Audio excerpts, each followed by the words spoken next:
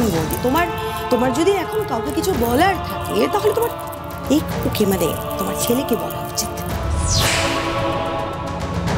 শুধু শুধু বউ পিটিয়ে কি লাভ বলো? এইভাবে বলছিস কেন বড় খুকি? নিজের চোখেই তো দেখলি এই পরিবারের সম্মান নিয়ে কেমন টানাটানি হয়ে গেল। তারপরে ঋদ্ধি যা করেছে সে তো বাড়ির সকলের কথা ভেবেই। হ্যাঁ পিসিমা, একদম ঠিক কথা বলেছ। এই মেয়েটিও কিন্তু ঠিক সেই কাজই করেছে। নিজের পরিবারের মান সম্মান রক্ষা করার জন্য নিজের মায়ের কথা ভেবে এই সমস্তটা করেছে। আর সেটা কিন্তু আমরা সবাই নিজের চোখে দেখেছি। তাহলে এখন শুধু ওর ঘাড়ে সব দোষটা চাপিয়ে দেওয়া কি ঠিক হচ্ছে বলো?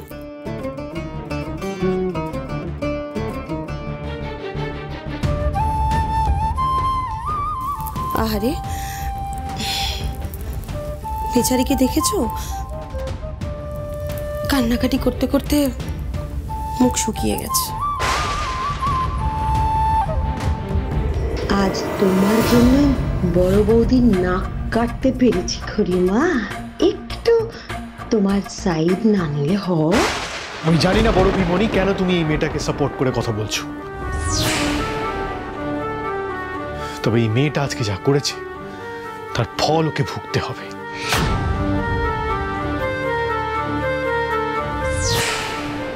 আর পারছি না, আর পারছি। ইচ্ছে করছে ওই লোকগুলোকে যোগ্য উত্তর দিয়ে এখান থেকে চলে যায়। একজন ফ্রড শুধু কান্নাকাটি করে সিম্পাথি করানোর চেষ্টা করছে। আপনারা কিন্তু আমাকে মা, ভবিষ্যতে ঝড়ঝাপটা আসবে, অনেক কঠিন পরিস্থিতির মধ্যে তুই পড়বি।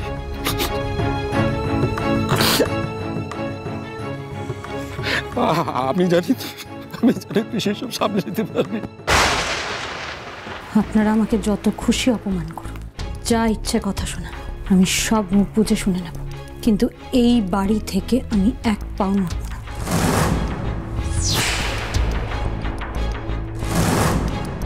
উনি সবার সামনে শাস্ত্র মেনে আমাকে বিয়ে করে নিয়েছেন, তাই এই বাড়ি থেকে কেউ আমাকে বের করতে পারবে না।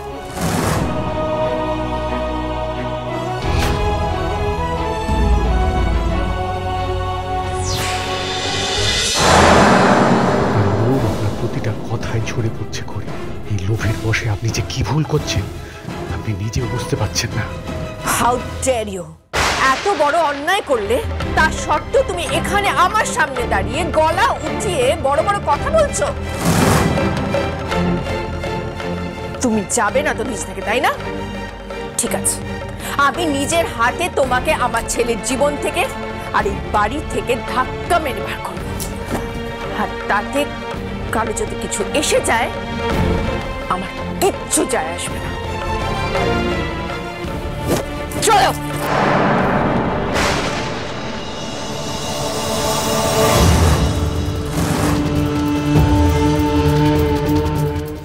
বড় মা প্লিজ একটু শান্ত হও, ওনার দিকটা একটু বোঝার চেষ্টা করো। দাঁড়াও বড় বৌমা, ও মেয়ে তো ভুল কিছু বলেনি। আমরা সবাই দাঁড়িয়ে থেকে শাস্ত্রমতে ওর সঙ্গে ঋদ্ধির বিয়ে দিয়ে ওকে এবারে বউ করে এনেছি। আমাদের সম্মতি ছাড়া তো বিয়েটা হয়নি যে তুমি ওকে এখান থেকে বার করে দেবে। সিংহরায় বাড়ির নিয়ম তো তুমি জানো বড় বৌমা, এখানে কারোর সঙ্গে একবার গাঁট ছড়ায় বাধা পড়লে তার দায়িত্ব সারা জীবন নিতে হয়। দাদু ভাইয়ের ক্ষেত্রেও এই নিয়মের অন্যতা হবে না।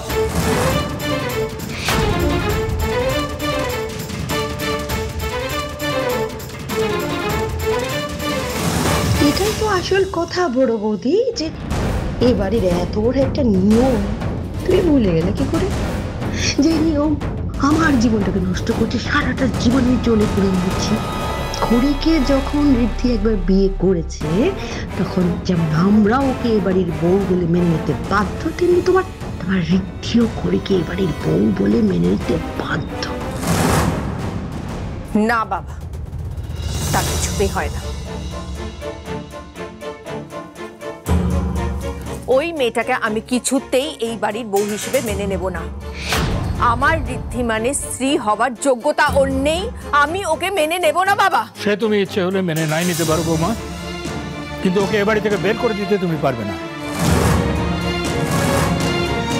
আজ থেকে ও ঋদ্ধিমান সিংহ রায়ের স্ত্রীর পরিচয়ে এ বাড়িতে থাকবে।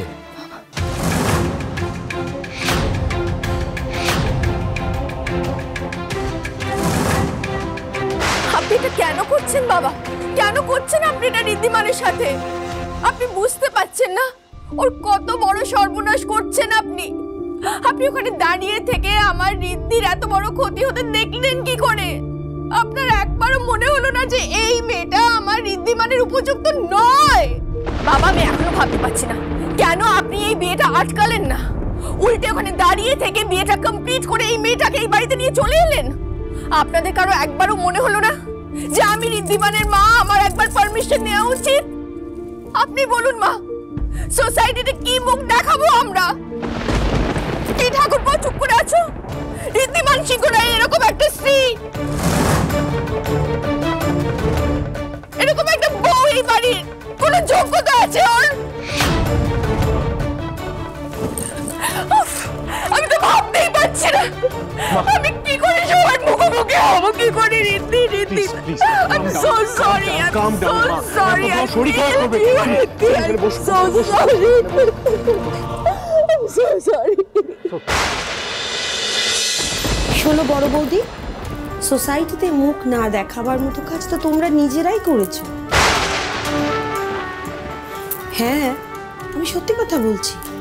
আরে বাবা, তোমার এই জহুরির চোখ ছেলে, সে নিজে একটা কাঁচকে হিরে ভেবে পছন্দ করে, আর তার পছন্দের উপর তোমাদের অগাধ বিশ্বাস। কি হলো শেষ পর্যন্ত? কি করলো দিদি, কি কাণ্ডটা করলো বল?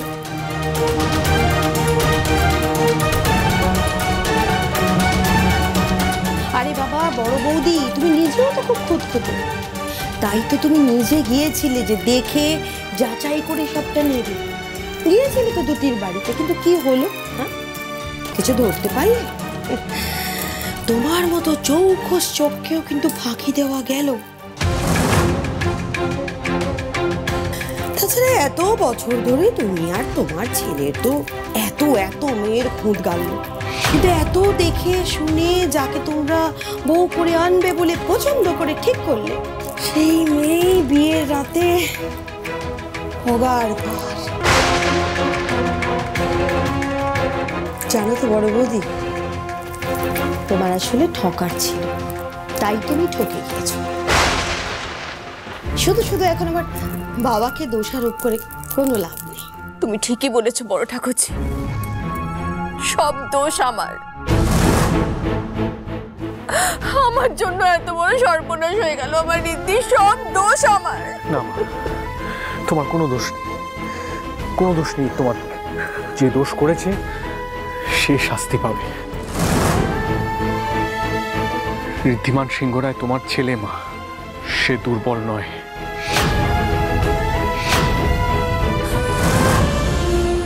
আমি সবের উত্তর দেব, সবকিছু। উনি সাহস করে আমাকে বিয়ে করে বাড়িতে এসেছেন না, ওনার সাহস, ওনার লোভ আমি ভেঙে দেব। গোটা ভট্টাচার্য পরিবারের শাস্তি, ওদের মিথ্যের শাস্তি, আমাদের কি অপমানের শাস্তি, সব পাবে এই মেয়েটা।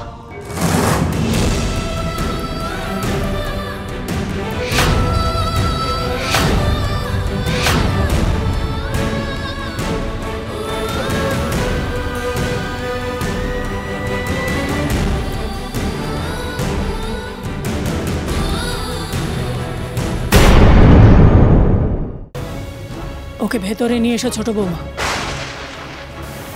খরিব, ভেতরে এসো। দাঁড়াও, এই মেয়ে এই বাড়িতে আসতে পারে, কিন্তু তার জন্য আমার একটা শর্ত আছে।